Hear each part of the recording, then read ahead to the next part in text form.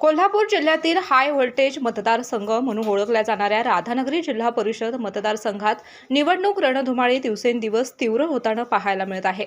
चौरंगी लढतीमुळे प्रत्येक उमेदवाराकडून प्रचाराचा जोर वाढलेला असतानाच आज फेजिवडे गावात राष्ट्रवादी काँग्रेस पक्षाचे उमेदवार राजेंद्र पांडुरंग भाटळे यांच्या प्रचाराला अभूतपूर्व प्रतिसाद मिळाला।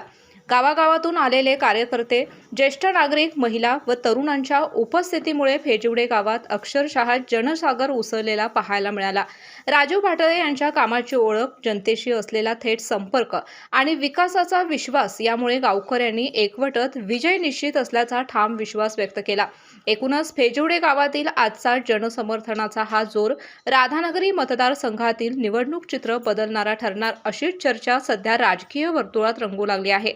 KK न्यूजसाठी राधानगरी प्रतिनिधी मिलिंद कांबळे।